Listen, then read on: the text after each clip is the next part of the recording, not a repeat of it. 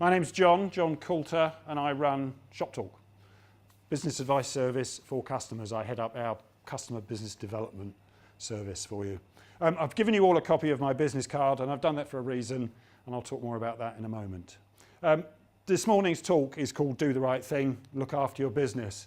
And in some ways, it's a bit of an excuse for talking about some of the outcomes of two of the big services that I offer. One is the retail price comparison, and I'll give you an update on some of the major headlines that have come out from this year's run of that. And I will also talk to you about the ShopTalk Rewards Program and what that is and how you can benefit from it. Okay? In doing so, I'm going to give you some of the background to why we do ShopTalk, what caused us to do it, and in doing so, I'm going to talk about things called competitive advantage and customer care. And I'm going to talk about those as well, as they might relate to you, and you might get some ideas from some of the things that I cover off. So, if you're not different from your competitors, you're the same. It's obvious, isn't it, really?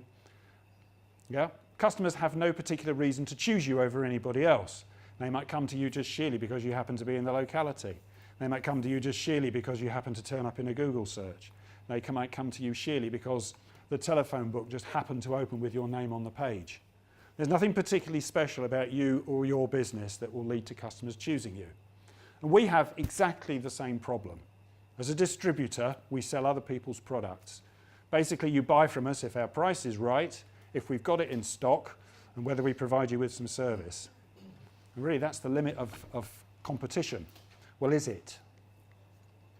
Because there are a variety of ways around being able to compete and what competitive advantage is. Competitive advantage is all about what makes you distinctive over your competitors. What is it that you do that makes you stand out and seem to be different and better? And competitive advantage comes from a number of different sources: price, quality, services, and customer care. Price, you can compete on price. You can compete at a very high-priced end of the market. I have to check this monitor out. Very high-priced end of the market, very low-priced end of the market, or somewhere in the middle. Well, in the business that we're all in, there's not a lot of opportunity to do that. Yeah? As Paul said in the opening address this morning, if you can't wrap a service around it, then basically you're competing against Amazon. So competing on price is going to be pretty tough, and it's not really something that any of us can use for competitive advantage. You compete on the basis of quality. You could go very high-end. You could have a very wide range of qualities that you offer. You could offer a specific brand. That could be another way that you're known as being a distinctive business. You could also compete on the basis of the services that you provide, the range of services that you provide.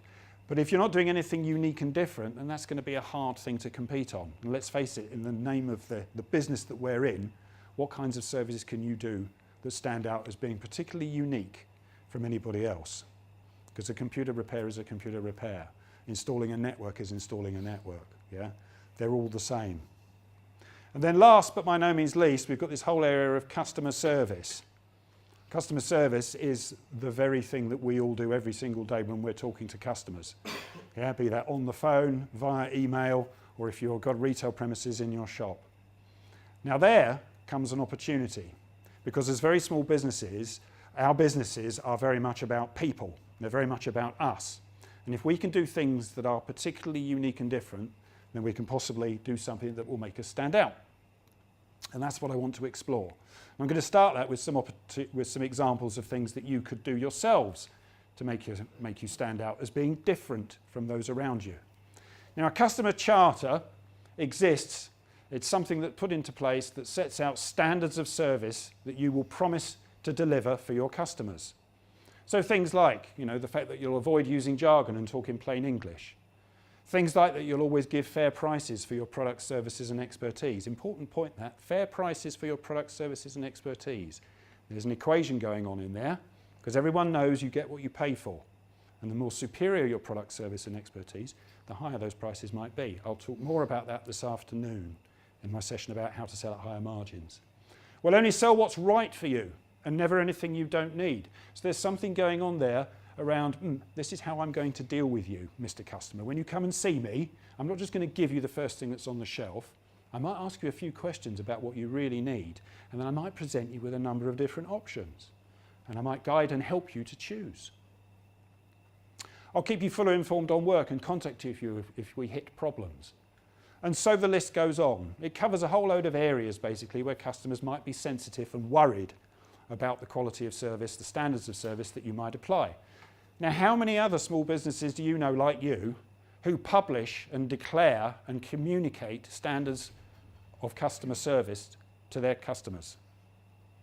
I don't know many. But if you were to do that, that would make you stand out and make you distinctive. It would make you different. It's the start of building competitive advantage around service. Another way of looking at competitive advantage is to think about standard services.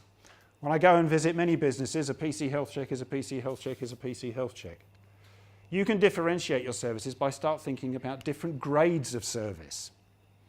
Yeah? Now, I'm not trying to tell you that these are the exact things that should be included in different grades of PC health check. It's just to get you thinking.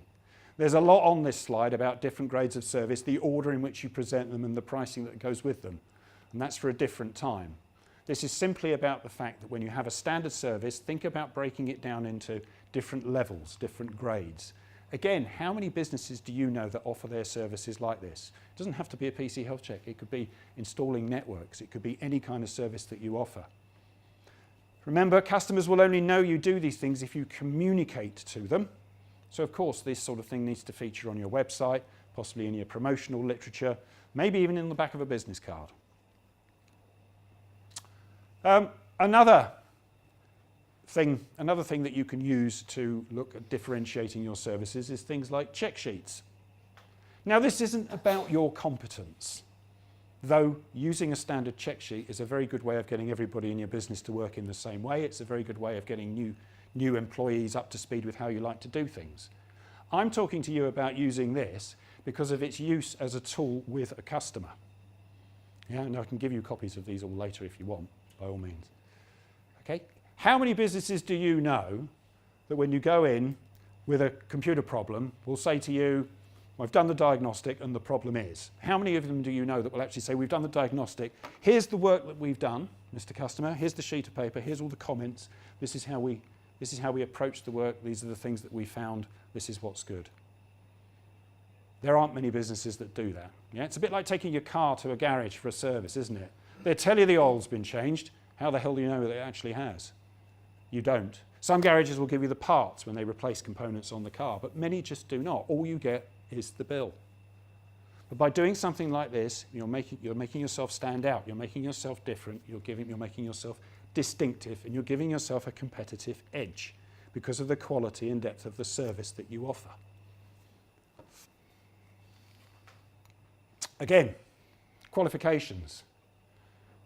We work in a technical field. IT obviously is a technical business and industry. If you've got qualifications, you absolutely must use them. Otherwise, the only purpose they serve is for your own peace of mind.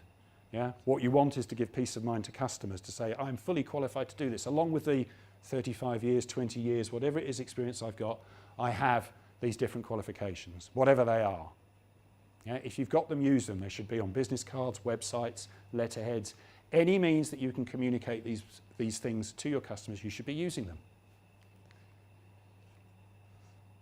And a very, very underutilised area, very, very valued by customers, is to do with training and education with their tech. Now, I know this is an old example. It's a Windows 8 brochure that was put together by a business in Mansfield called PC Medic. Yeah, many of you might have seen this before because I use it as an example several times. The point is this. People love getting hints and tips about how to make the most of their computers. And you are ideally placed to do that. They're not interested about, well, some of them might be, but the majority of them aren't interested about what goes on underneath the bonnet. They're interested in how to use the applications that they use. So things like how to work Windows, things like how to use a browser properly, things like how to get the most out of using Word. Yeah, if you've got some business customers, you could easily go along and do a lunchtime session on quick tips on how to use Word and Excel.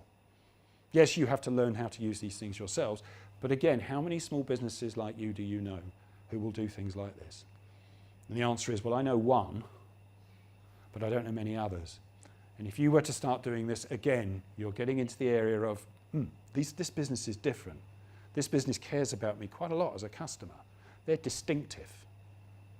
Yeah? You're giving customers a reason to choose you. Anyone like to tell me what selling is? What do you do when you sell something? Exchange goods for cash. What do you do before that? Sorry? Talk to people. Talk to people? What kinds of things do you talk about? Sell the benefits. Sell the benefits. Okay, where do you start though? But what's before the benefits? Fulfilling a need. Fulfilling a need. Yeah? Customer comes in and says, I need a new computer. Do you stand there and go, yeah, sure, there's the range, which one would you like? Or do you say, oh, very interesting, well, as you can see, we've got several. How will you be using it?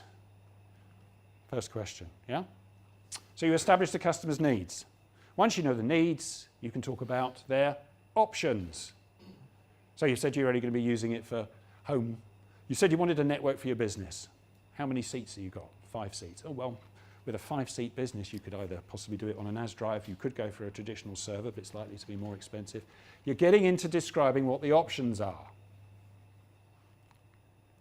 Explaining the value of each, confirming the price of each, and altogether, that's what selling's about, helping customers choose. Helping customers choose. Thing is, if you do that really well, if you get known to be somebody that customers can go to without even knowing what they want to buy and say, look, I've got an issue, I'm thinking about buying a piece of memory, can you advise me? Well, how will you be using it? Yeah? You've made yourself distinctive over the person that just says, well, memory, yeah, sure. There's the cupboard. We've got the expensive stuff at the top and the cheap stuff at the bottom. Which do you want? Yeah? Which clearly doesn't go down too well. You get known as a business that really takes care of its customers. And it makes you distinctive and it makes you different. You're wrapping around a service and not competing anymore with Amazon, or at least fending them off. So, I've gone through some issues to do with competitive advantage and how it might apply to you. I'm now going to go on and talk about customer care, and I'm going to start talking a bit more about why ShopTalk came about. Now, what is customer care? Anyone like to define what customer care is? Looking after the customer. Looking after the customer. Anything else? Putting them first. Putting the customer first.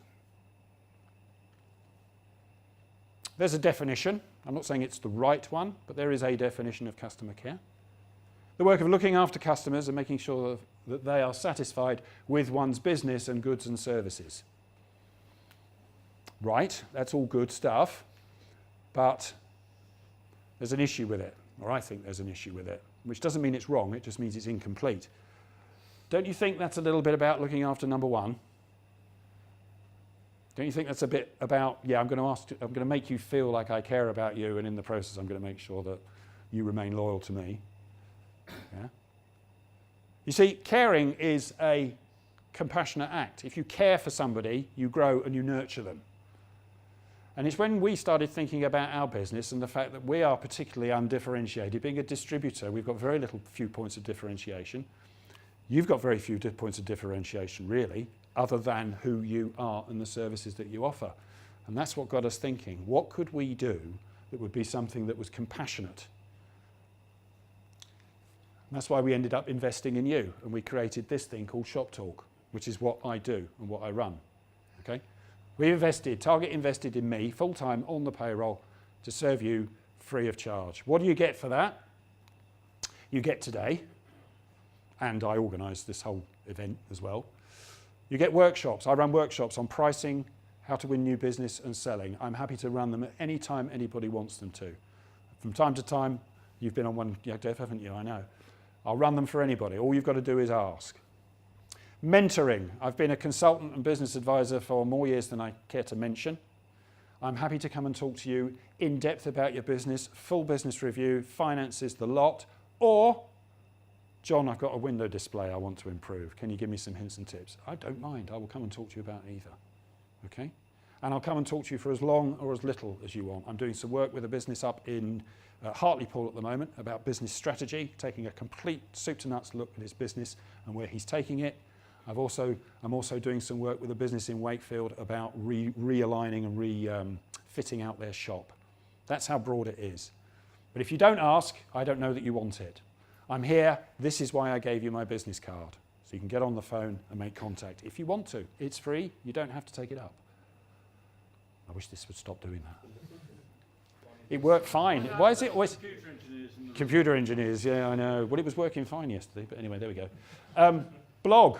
Disappears when I point at blog, that's a good one. Blog. I've been blogging every week now for 6 years. You'd think I'd run out of things to say. You can probably tell that I could talk for Britain, but quite seriously, there is so much to cover.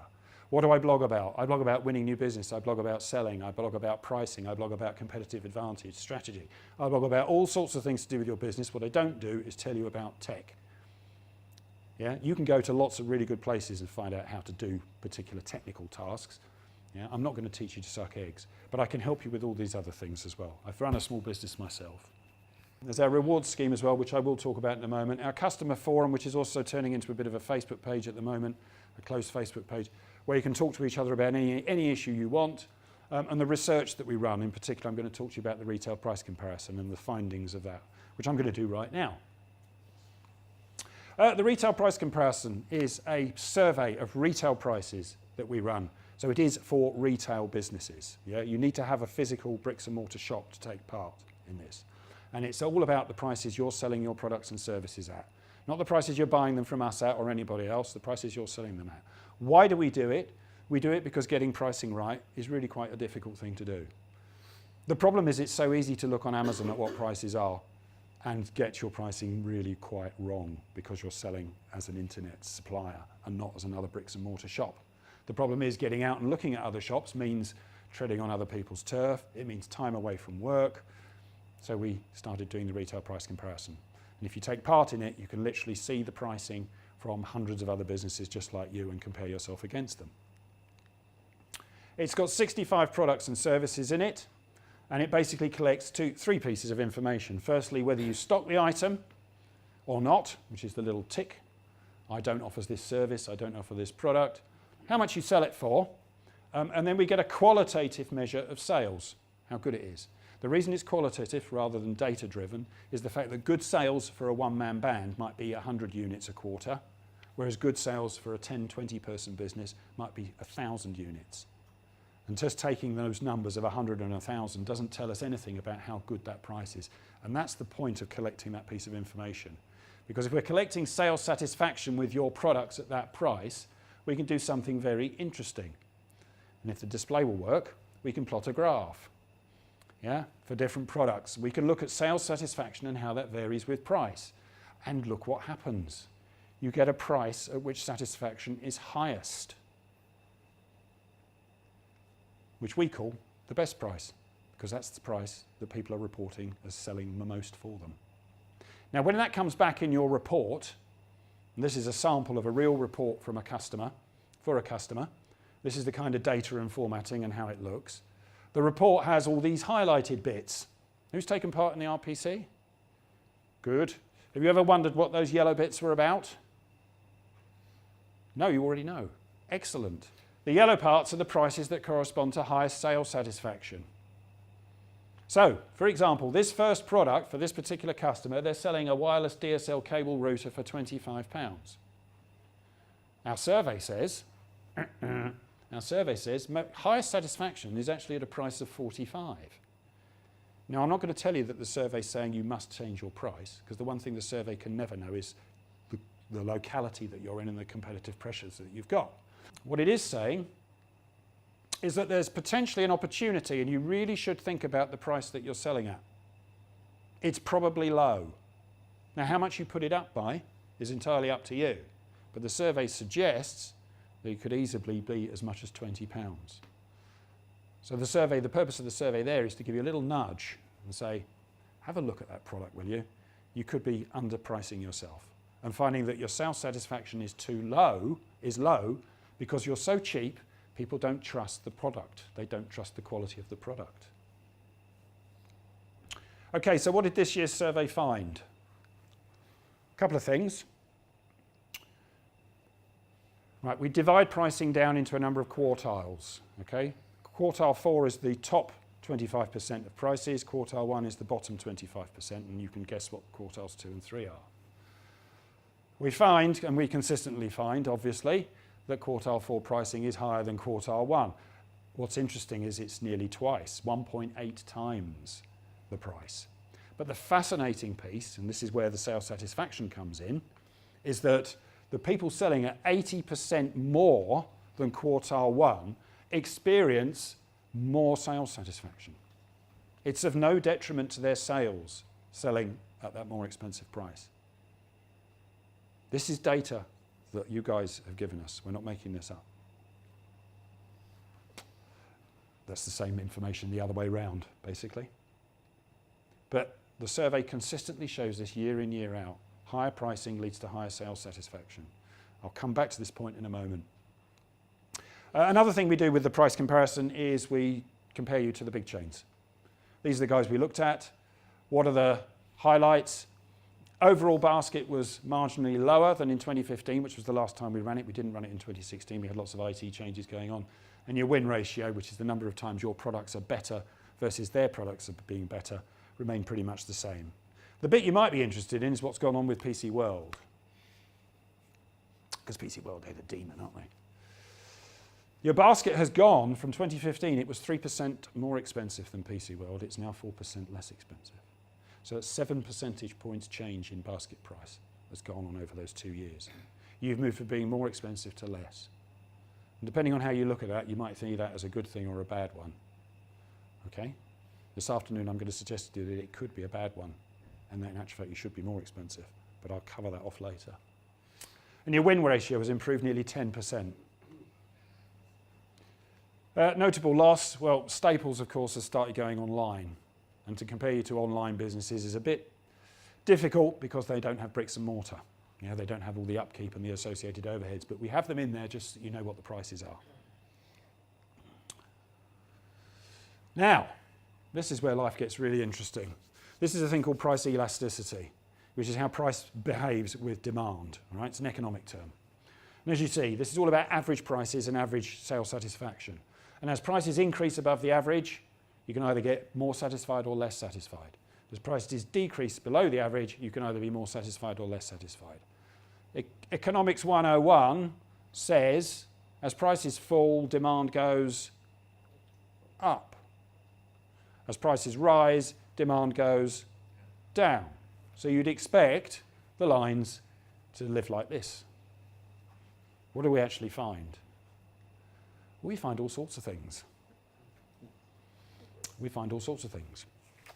In October 12, the price comparison was a good boy or girl. Yeah? It did what you'd expect. As prices fall, demand goes up. As prices rise, demand goes down. What I would say is it's quite surprising how much prices have to change for how little sales changes. Minus 35% on price increases sales by 5%. That's a level of discount you ain't ever going to get back. 5% is just not going to wash. Put your prices up 35% and you'll probably lose about 4% of your sales. Now that's an action that will pay for itself very quickly. Look at all the other surveys. So we've got the red, blue, yellow and green lines. Look at how they're behaving. They are tending to, and I generalise, but they are tending to move bottom left to slightly toppish right. They're tending to do the very opposite of what you'd expect.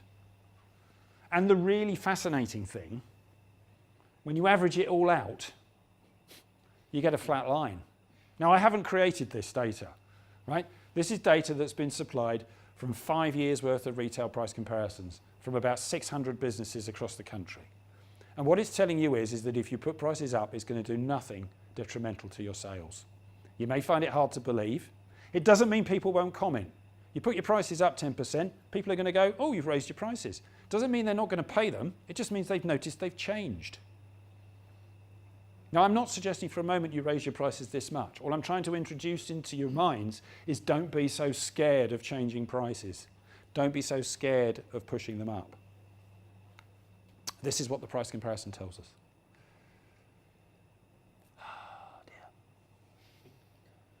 So that was the price comparison. I'm now going to talk about the ShopTalk Rewards Program. Out of the blue, last year, after the event, Baltic Training came to me and said, John, it was a fantastic day, we loved it. We provide IT apprenticeships. to all kinds of businesses, but IT businesses will be great businesses to provide IT apprenticeships too. Yeah? If you can provide us with referrals, if you can provide us with businesses that are genuinely interested in taking on an apprentice and aren't just tire kicking and wanting to find out about it, we'll pay you. All right, how much? £720 a pop. Right, that's quite a lot of money. And how often will you do that? We'll do it every single time that business comes and asks for an apprentice. If they want two, it'll be twice the price. If they have one and then another one straight after that and straight after that, we'll keep paying you £720. And I was thinking, Christ, this is just too good to be true. But the problem is if I recommend you Baltic training and tell you, or you find out that I'm getting paid to do it, how does that look? Yeah, it doesn't exactly look brilliant, does it? So I thought it's obvious, actually, fact, what we should do. We should give it back, and we'll give it to you as an account credit. Your existing spending customers, you're going to spend with us anyway, so putting it on your account, it's a bit of a thank you. Yeah? And it's a bit of a thank you for doing the right thing, for growing your business by employing an apprentice. Which got me thinking, crikey, what else could we do like this? And we've come up with a number of different services and products that could fall into it. So ShopTalk Rewards is an offer exclusive to account holders. It ends up with you earning money as credits on your account. And it's all about helping you build a better business. Positioned around what I've called need to spend or should spend items. Yeah, not discretionary spend. And it recommends selected suppliers that we use ourselves. Okay, so we know these people and we trust them. But in particular, when they pay us referral fees, which all of them do, we pass all of that back to you as an account credit. They're offers you can trust. We don't profit. We're not motivated by profit on this one. And quite simply, as I said earlier, our business depends entirely on your success. If we recommend something stupid to you and destroy your business, damage your business, you'll either go elsewhere or you'll go out of business, and what good is that to us? Yeah, that's really bad for us. So we can't risk that. And the offers should give outstanding value. Now, I'm not trying to suggest that you should buy any of these services just based on the fact that there's an account credit. The offer should stand in its own right, and it should represent great value, and you should want to buy it for the price that you're being given. The account credit should be the icing on the cake. Yeah? So what sorts of things are covered? IT apprenticeships, business insurance, FSB membership, and gas and electric are the four that we have at the moment. Okay, they are all things that are of use to business that should spend, need to spend kind of items. On IT apprenticeships, everything changed, as Paul said, on May the 1st. So if you haven't found out about apprenticeships since May the 1st, you really need to go and talk to Baltic. They are here and they are down the far end of the main hall. You've probably heard about the apprenticeship levy. That's come in, and what that's given is a whole load of new money to be able to fund apprenticeships. In particular, existing employees can now go on apprenticeships, which they couldn't before. So there's a whole load of money being made available there. But in particular, what's also come about, no longer is there any local authority support. There used to be different local authority grants that were given if you took up apprenticeships. That all finished in July. There's nothing available there. It's all coming from government centrally. And the money, it's a £1,000 grant that's given. It's all emphasised on 16 to 18-year-olds because the apprenticeship programme is all about getting young people into meaningful work. You can see the government incentive. As far as the ShopTalk reward concerned, the £720 applies to any apprenticeship that you sign up to. Okay? So when you think about employing a 16 to 18-year-old on an apprenticeship wage, the basic wage is around about, £354 an hour, which equates to about, £6,500, £7,000 a year. You're getting total grant support between us of £1,700, which is not an inconsiderable sum of money to help you take on that apprentice. But that's one of ShopTalk rewards. When it comes to different courses, there are two different levels, apprenticeship level 3 and level 4. There they are. Level 3 is equivalent to a couple of A-levels, level 4 is a foundation degree. You can see the titles there. Okay, the costs. So that's not bad going when you think about it. You can get a 16-year, 18-year-old on a level 4 network engineer, £18,000 worth of training, fully paid for by government. It's also not bad when you think that even if it was a 19-plus-year-old, okay, you're paying 10% of that cost, but 90% of that cost is still being paid for by government.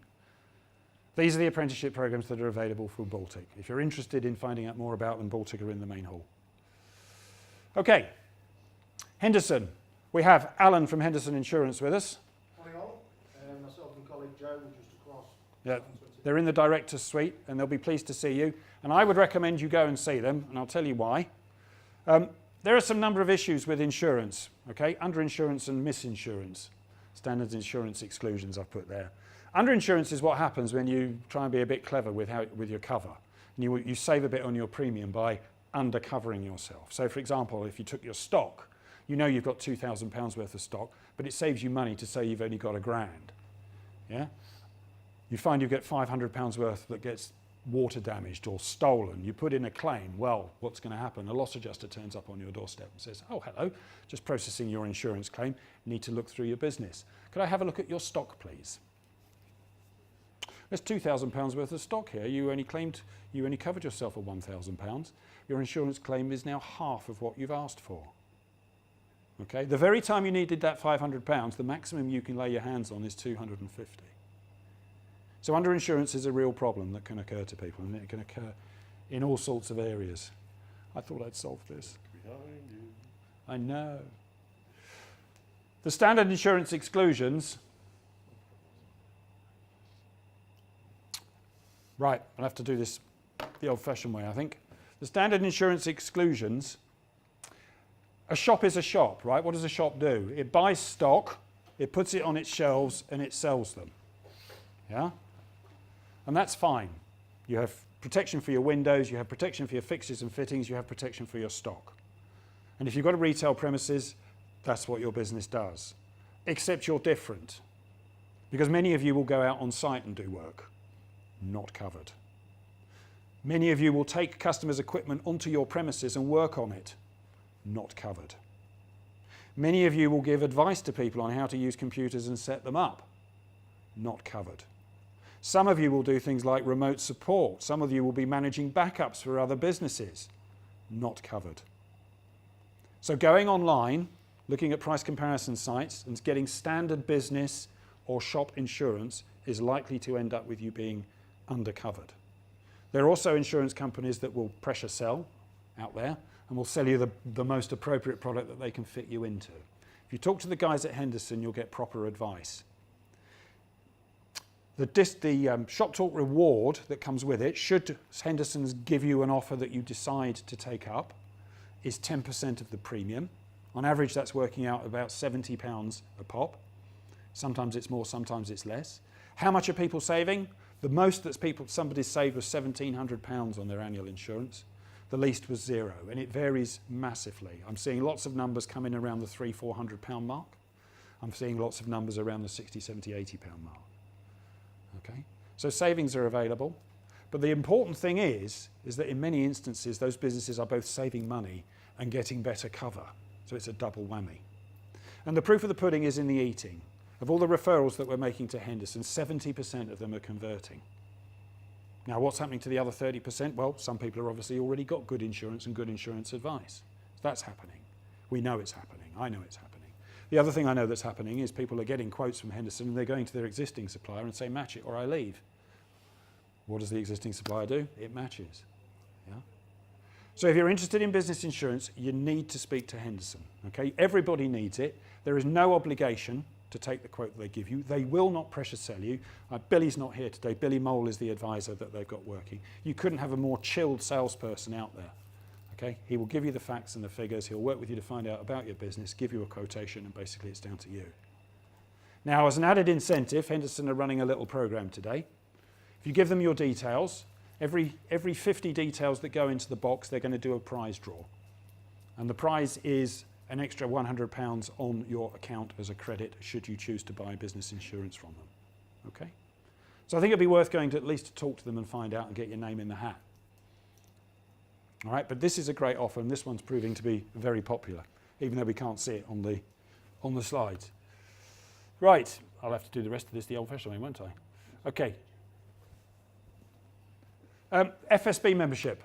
It's for new memberships only, right? If you're an existing member of the FSB and you're looking to renew, this doesn't apply. It's for people who have not yet been members of the FSB and it only covers the first year's fee. So it's a one-off payment, this, which is a bit different from the others, which are continuous payments on how much you use them.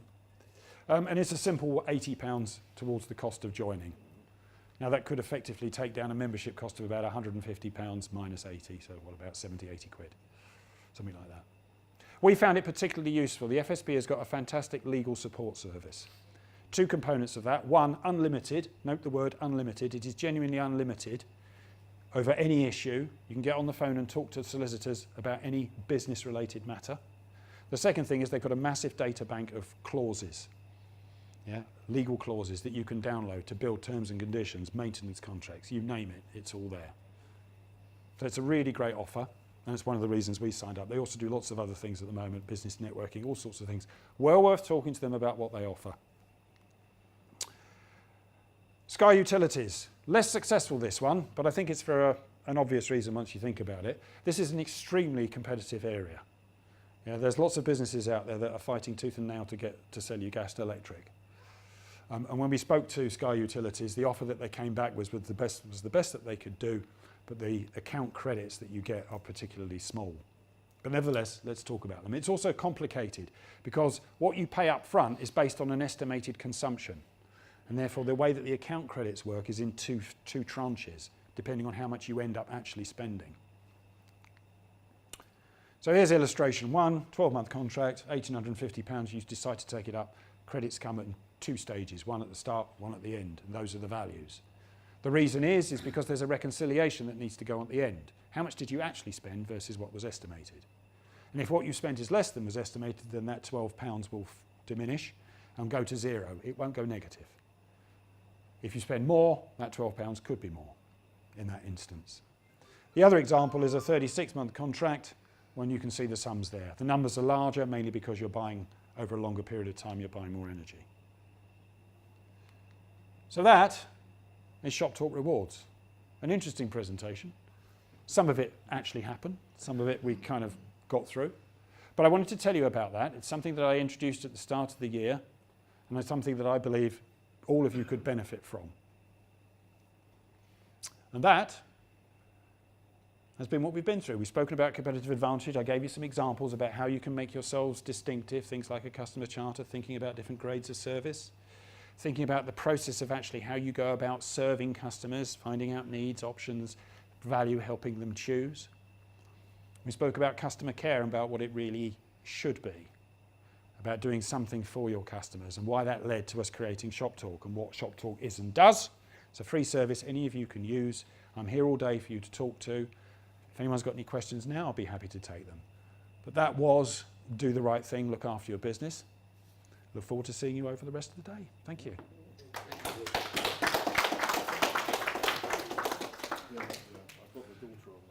Things are sent to try you, aren't they? John? Yes, sir. The retail price comparison. Yes. Do you have any data on services or is it just products? I do have data on services. Yeah, we've got 10 different services.